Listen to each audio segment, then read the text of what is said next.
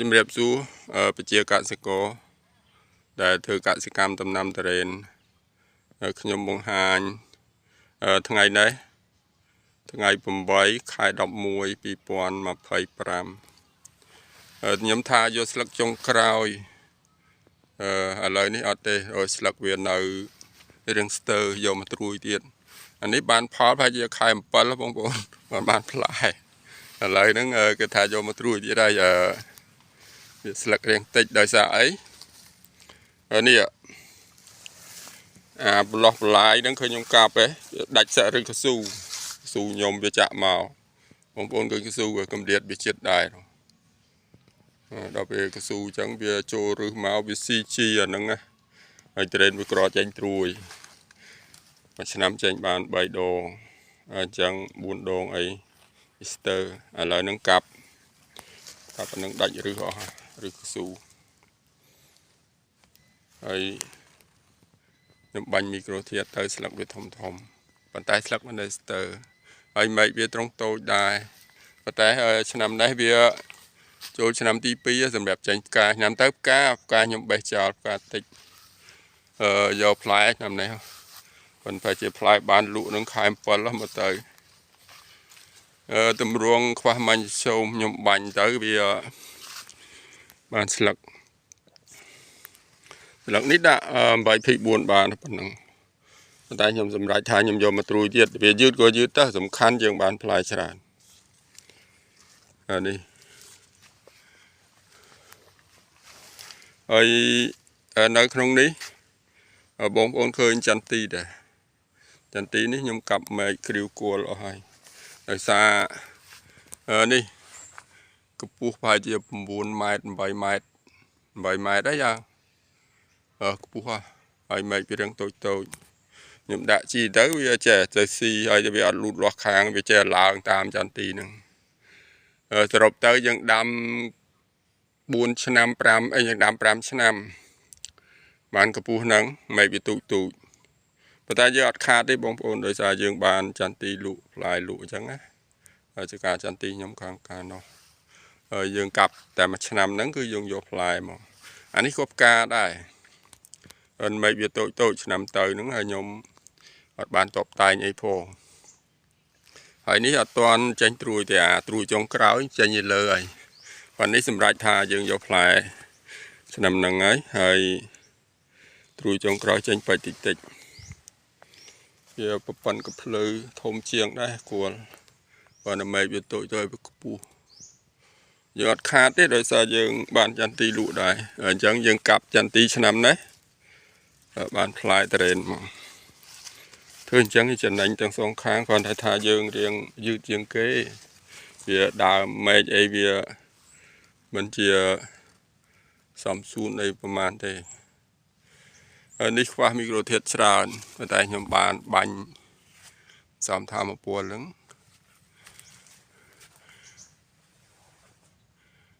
ខ្ញុំអាសាចាក់ហ្វូស៊ីលលុយមីញ៉ូមនៅគល់ខ្លាលុយឬព្រោះដីនេះវាជាប់ទឹកវារៀងមិនជាទនាបទេប៉ុន្តែដីខ្សាច់យើងចាក់ដីក្រហមចេះវាមានទឹកខ្លាំងទៅផ្សារហើយបាញ់ទៅលើស្លឹកបាញ់ស្ករអាមីណូក្រូកូអាមីណូអាស៊ីតសារ៉ាយសមុទ្រហើយកាល់ស្យូមបូរុនយូដាក់ម្ដងហើយមីក្រូធាតុម៉ាញ់សូមស័ង្កសីដែកហើយនឹងនេះបាញ់ប៉ុណ្ណឹងទៅវាចេញស្លឹកបែបអញ្ចឹង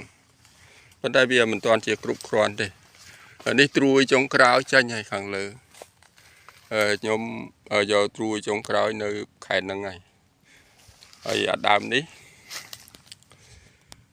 វាមិនជាខ្ពស់ប៉ុន្មានខ្ញុំសិតកាត់ចុងអស់ហើយទាំងអស់ហ្នឹងដោយសារវាឡើងខ្ពស់ពេកអានេះមែករៀងធំតិចប៉ុណ្ណឹងទ្រង់ទ្រាយដូចគេដូចឯងហើយស្លឹកមែកធៀងយើងគិតថាអាចទទួលយកបានខ្ញុំប្រើ full option របស់សេះបង្កង់តានេះត្រួយចុងក្រោយបងប្អូន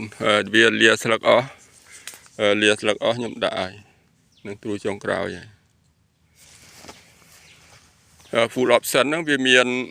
3325 ហើយកាលីសូហ្វាត0030ហើយនឹងពេ400ទម្រង់ពេផូស្វាតអាហ្នឹងគេហៅ full option ហើយឆ្នាំបាញ់របស់គេអីហ្នឹងឆ្នាំនេះយកសេះបង្កង់ដាក់យកផ្លែឆ្នាំទៅក៏ផ្កាដែរបងប្អូន2024ហ្នឹងវាផ្កាឥឡូវ2025ចូល2026ផ្កាយកផ្កាយកផ្លែមក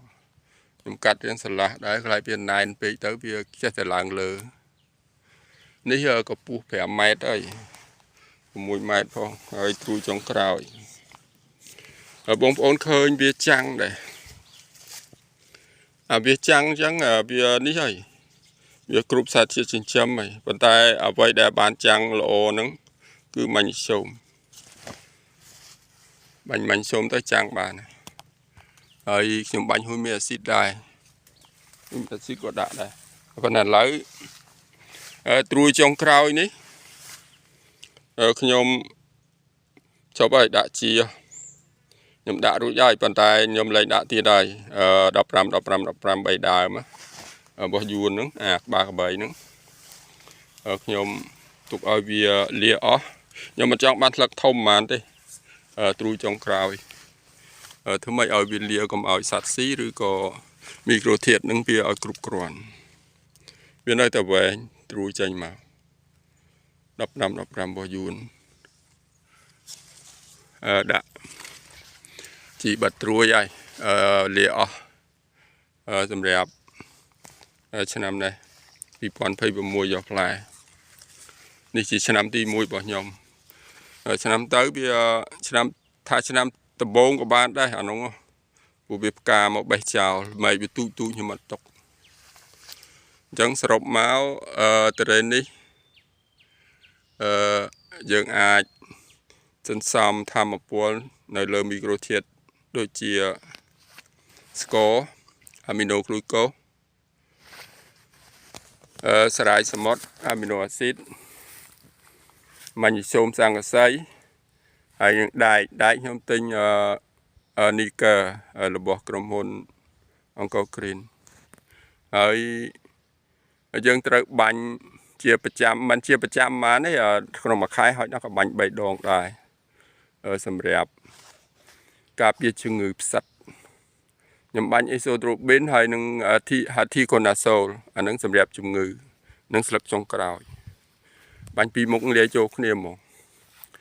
ហើយដាក់ជី15 ហ្នឹងហើយខ្ញុំដាក់ជីធម្មជាតិជាប្រចាំដែរប៉ុន្តែក្នុងមួយខែអាចដាក់2ខែម្ដងទេមិនមែនមួយខែម្ដងទេខ្ញុំដាក់8 3 ហើយស្រោចជីទឹកនៅគល់ផលិតខ្លួនឯងហ្នឹងអាស៊ីលីនគូពលឺដើម្បីឲ្យដីមានអាជីឡេនបងប្អូនឃើញអាជីឡេនដែរនេះអាជីឡេនហ្នឹងដែរបងប្អូនដោយសារវាមានអតិសកុមប្រាណអញ្ចឹងយើងប្រើគីមីអត់មានភ្លេចទេធម្មជាតិហើយនៅដីនេះ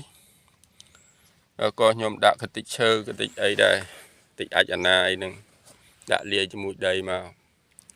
សម្រាប់ទ្រង់គេបែបអញ្ចឹងដូចជាមិនដែលមានសោះតាំងពីខ្ញុំដាំត្រេនមកដួងស៊ីដើមមិនមានទេ